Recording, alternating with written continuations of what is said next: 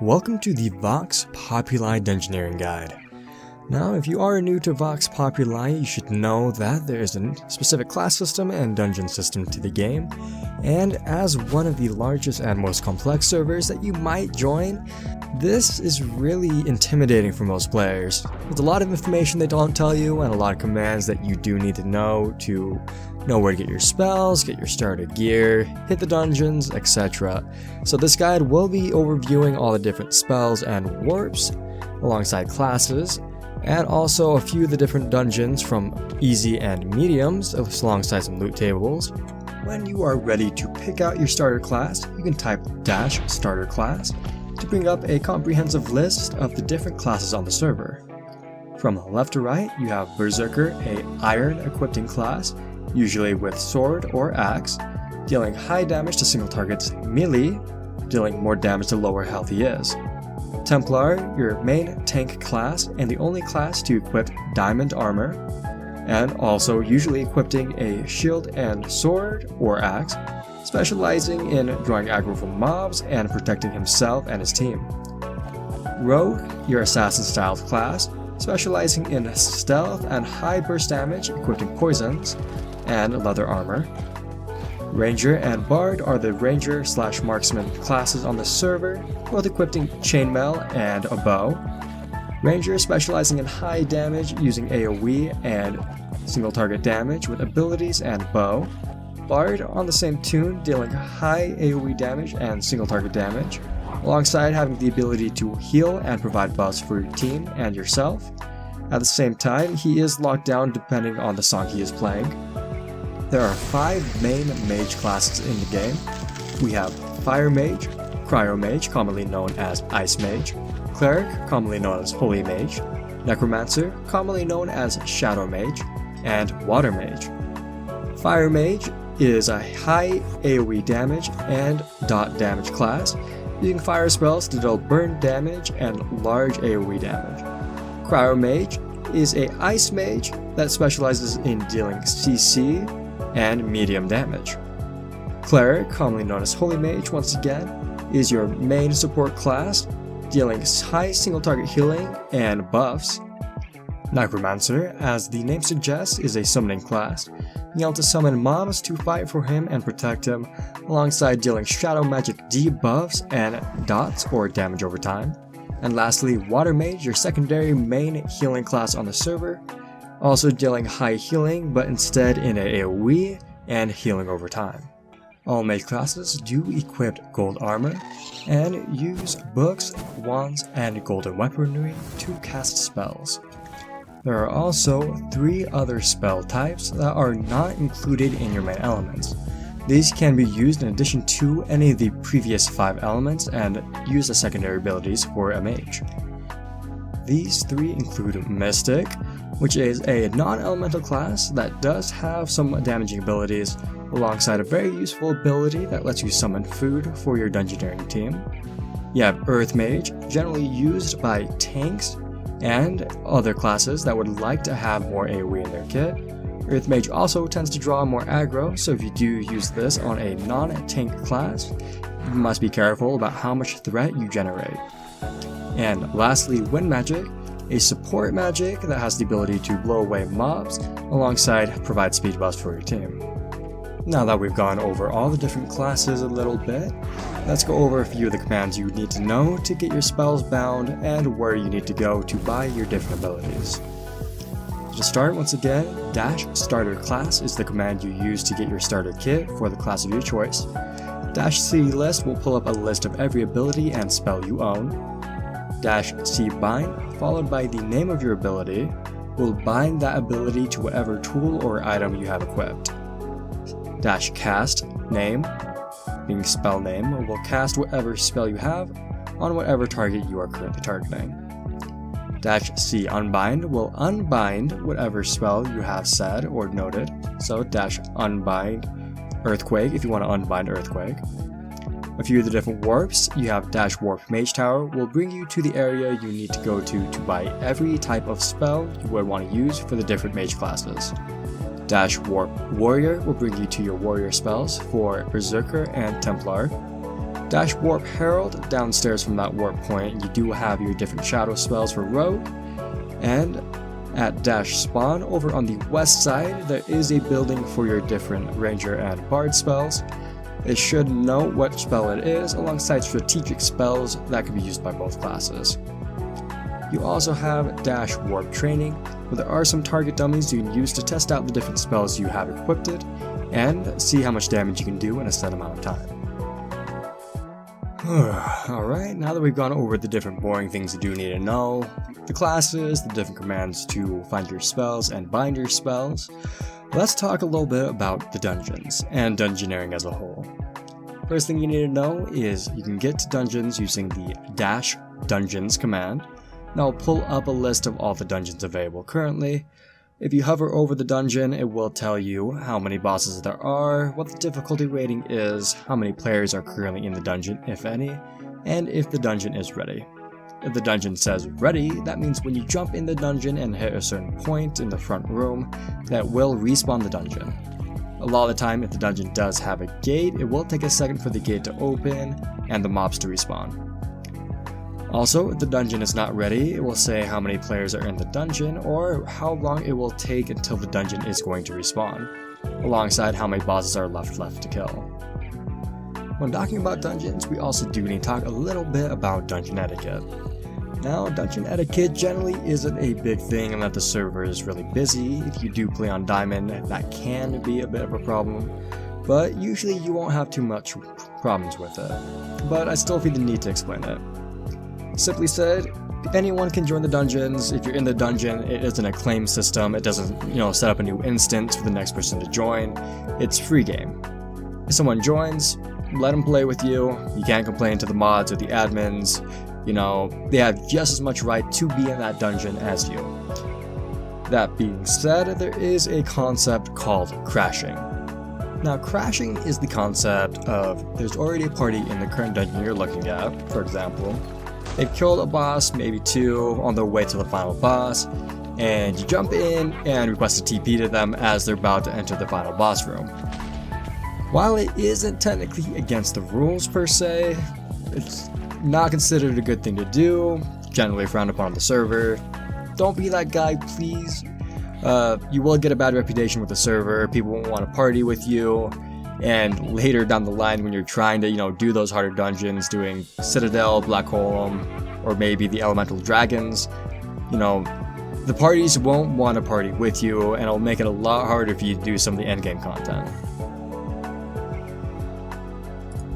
Alright, and without further ado, let's get into the dungeons. To start, we're going to go over the 3 beginner dungeons. You have the Pit, the Crypt, and the Sunken Swamp. These 3 are the easiest dungeons of the game, classified as easy or beginner, and for most players shouldn't be too much of a problem assuming you've set up your classes correctly. Now, the Pit is the hardest one, not because of the difficulty of its boss, but because of the sheer amount of mobs it has. Crypt is your general beginner dungeon and known as the tutorial dungeon in the server. Sunken Swamp being the biggest out of the 3 beginner dungeons, but also not very difficult. Now we're going to go over all the dungeons for beginner and medium in order based off how they show up on the Dash Dungeons list, and to start we'll talk about the Pit. The Pit is, once again as I said earlier, probably the hardest out of the beginner dungeons. And the Pit is set up in a way that you will start on floor 1 and go down the floors until you hit the boss room. There is one boss and a lot of mobs. Each floor will have a mix of mobs. You have your basic archers, zombies, and spiders alongside a mini-boss-like entity called the Pit Destroyer, I believe? Or Pit Bomber, that's what it is, Pit Bomber. So, as you kill the Pit Bomber, the floor will explode, dropping you into the next floor. Every floor will have more mobs than the previous floor. My main recommendation as you do this for the first time before you really get geared is to run along the walls in a big circle, kiting the mobs back, kiting being the term of walking backwards while killing mobs to avoid taking damage. Focus on killing archers first, followed by spiders, and then zombies. Afterwards, you've cleared all the mobs, kill the Pit Bomber, and drop down to the next floor. Do note, you can rush through this dungeon by just killing the Pit Bomber over and over again, but without dealing damage beforehand, a decent amount of the mobs will survive at least one singular drop, and you can easily get overwhelmed. If you want to do this quickly, focus down the pit bomber over and over and over again until you drop down into the boss room. Do note that this dungeon is probably one of the best dungeons to get random mob drops alongside experience, sentient experience if you do have a sentient, and at the same time, one of the easiest bosses in the game, being a slime boss that does no damage, is immune to arrows, and drops all the beginner items. My recommendation for the boss is to stand against the wall after you lock the boss into the wall. That way when it does try to launch you into the air, it'll hit the floor above you or the wall above you per se, so you won't get launched too high. While the boss technically does not do damage, I would recommend staying on the wall just so the fight goes a little bit quicker. Also, do remember that the boss room is made out of slime blocks, so if you do not clear the room before the boss room, all of those mobs will survive, and you will likely have a harder time killing them, because you will move slower on the slime blocks, even though they will move slower too. You know, there isn't as good of a way to kite, and you'll also have to deal with the boss and its spawned slimes. Next up on the dungeon list is the Crypt. Now, as I said earlier, the Crypt is known as the general tutorial and beginner dungeon. Everything in this dungeon is made for the new player.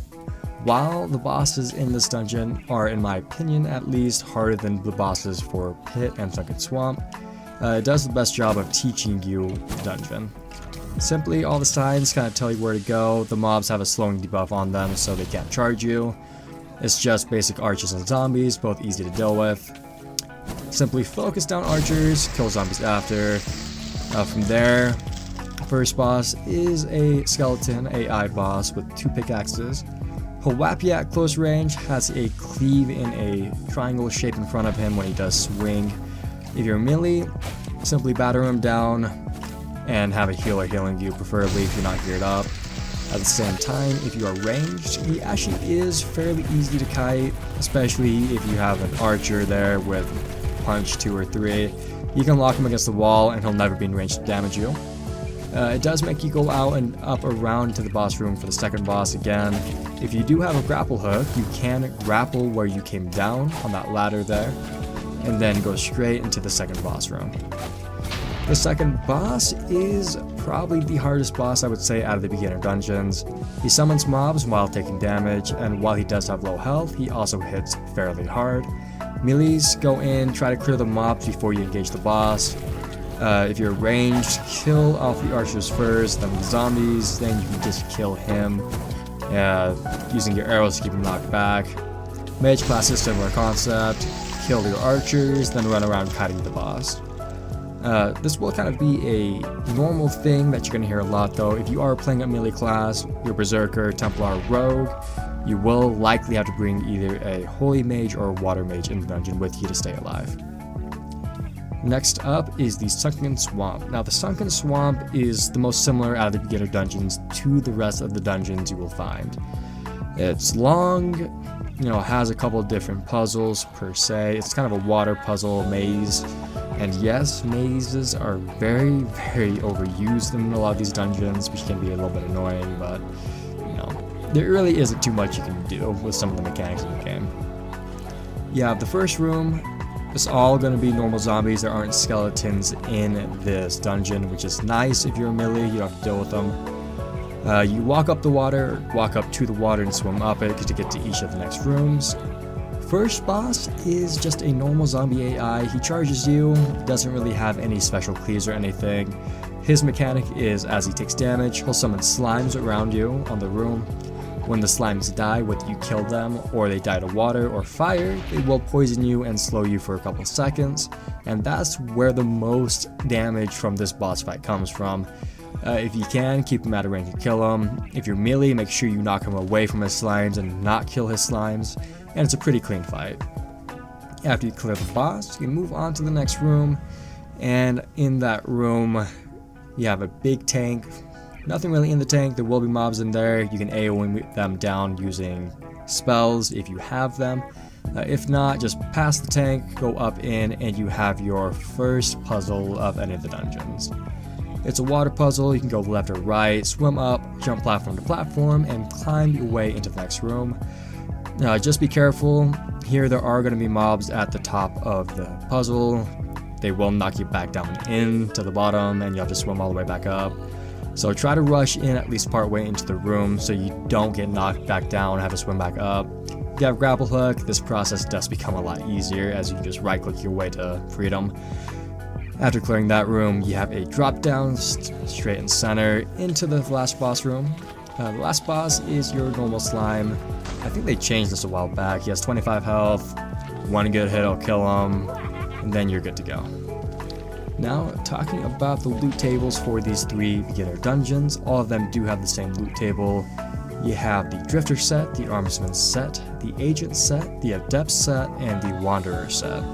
No significant weapon drops. You do have random roll for weapons, and it will drop a few different orbs and stuff from just the mobs.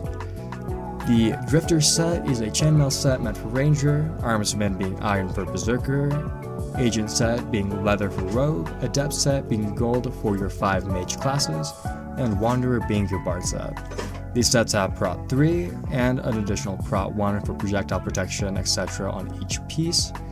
And they are good sets to get. I recommend getting at least a full set for your class before you head on to the medium dungeons. And going forward, do note that each dungeon past the beginner dungeons are meant to be cleared in a group. And at minimum, with the gear requirement being these prot 3 armors or a prot 3 custom of your own making.